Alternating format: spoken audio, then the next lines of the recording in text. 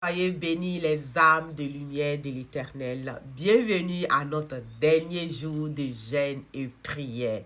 C'est 3 semaines de transformation spirituelle, de jeûne et prière. 21 jours.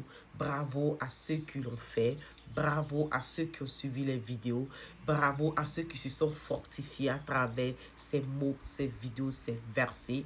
À travers tout ce que j'ai pu vous transmettre, que Dieu consolide tout ce que vous avez acquis durant ce moment de jeûne et prière.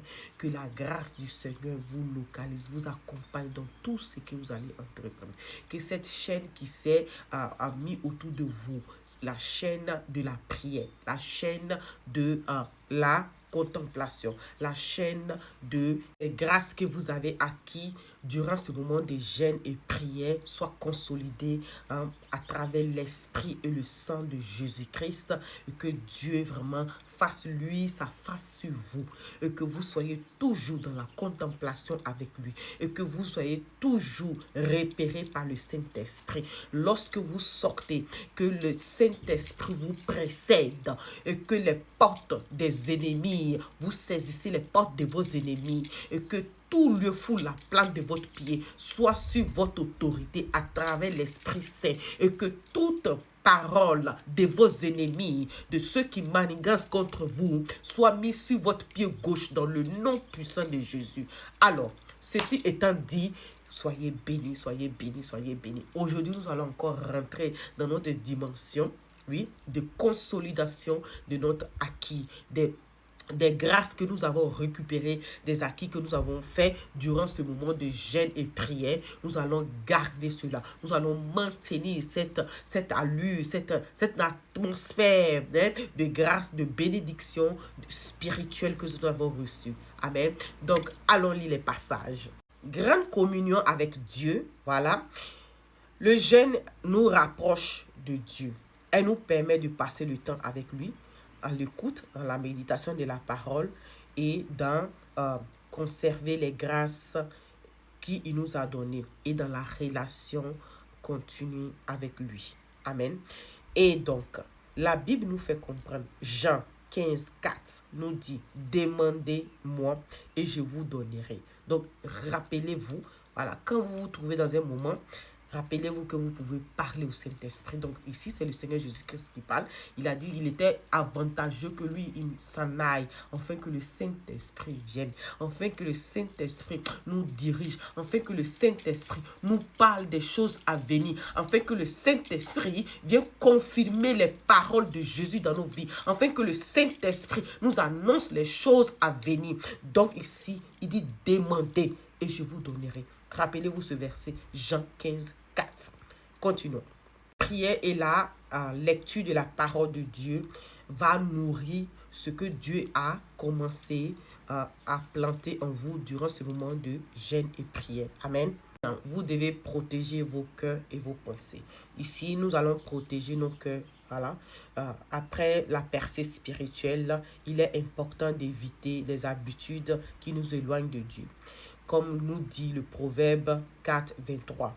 Garde ton cœur plus que toute autre chose, car de lui viennent les sources de la vie. Donc, rappelez-vous de garder vos pensées et votre cœur.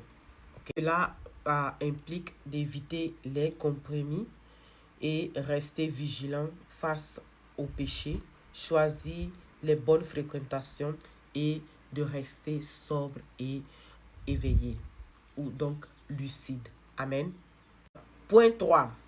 Pour continuer à obéir à Dieu, il est important que les bénédictions que nous avons acquises spirituellement soient nourries dans la présence de Dieu. Donc, souvent, elle se traduit par l'obéissance. Donc, Jacques 1, 22 nous fait rappeler ceci. Il dit, mettez en pratique la parole et ne vous bornez pas de l'écouter. Amen. Alors, parole de Dieu, comme je vous ai toujours dit, elle est vivante, elle est puissante, elle doit être mise en pratique. C'est ce que Jacques nous rappelle. Amen.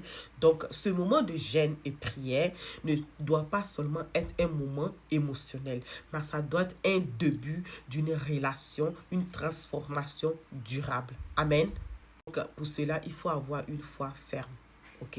Et même si nous n'avons pas la foi ferme, il faut toujours avoir cette grâce de toujours se présenter devant Dieu, afin que l'Esprit Saint nous rappelle les promesses de Dieu. Amen. Donc ici, aussi Romains 10, 17 nous fait comprendre que la foi vient de ce qu'on entend, et ce qu'on entend vient de la parole de Christ. Vous vous rappelez, nous avons vu ce passage-là. Amen. Donc, lire la parole de Dieu, méditer et mémoriser les versets nous aide à rester ferme. Mémoriser la parole de Dieu, ça veut dire qu'il y a des versets qui vont venir. Quand vous mangez la parole de Dieu, donc ici, là, vous voyez que c'est écrit pain de vie. Hein? Il est la manne, il est le pain de vie. Jésus est le pain quotidien que vous devez manger chaque jour. Amen. Donc, pour le cinquième point, il va falloir rester toujours dans la reconnaissance et dans l'humilité. Donc, restez humble et soyez toujours gras à Dieu. Voilà, c'est très important. Et je vous ai dit que c'est une prière que vous devez faire. Même quand vous dormez là, vous devez remercier Dieu. J'ai voulu dire ça en italien. Vous devez remercier Dieu. Ok? Donc, dans la gratitude. Tant que nous sommes dans la dernière semaine, c'est la dernière semaine de gratitude. Voilà. Donc, soyez toujours gras à Dieu parce que c'est pas évident. Voilà, chaque jour, c'est pas évident. On entend des choses, on voit des choses.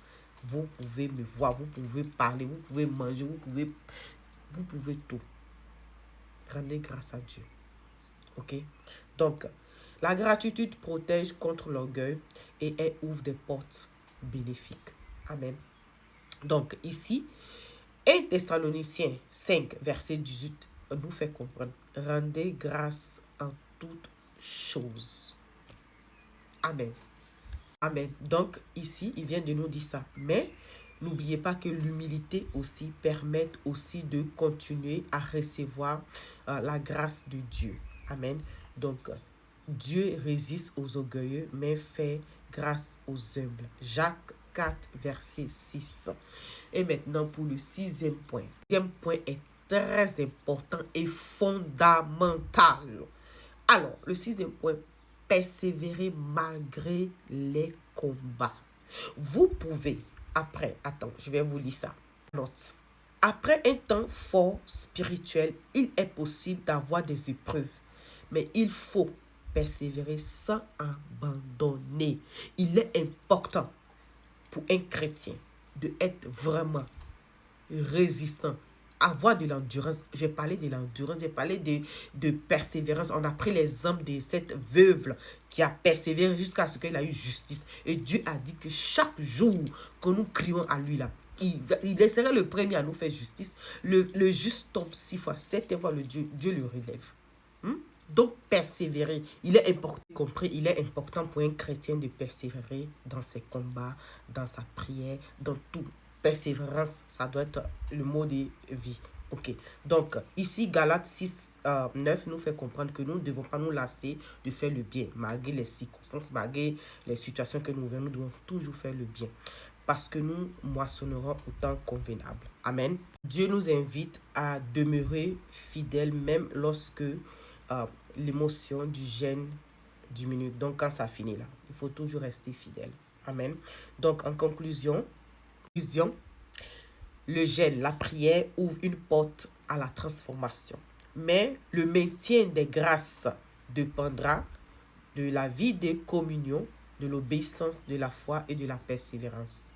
Dieu ne veut pas seulement visiter une personne durant ce moment de gêne, durant ce moment de communion consacrée, mais il veut que cela soit durable et continuel. À ce propos, Matthieu 24, 13 nous rappelle, « Celui qui persévérera jusqu'à la fin sera sauvé. » C'est paraphrasé. Donc, nous avons fini.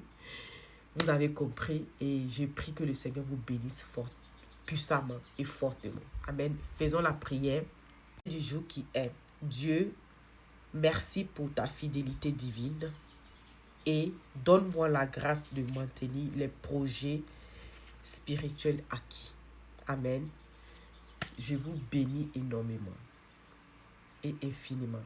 Soyez bénis et merci. Pour ceux et celles vraiment qui veulent partager quelque chose, vous pouvez partager cela aussi en privé. Amen. Soyez bénis et que Dieu vous bénisse infiniment. N'hésitez pas à visiter mon site pour les articles. Ok? Soyez bénis.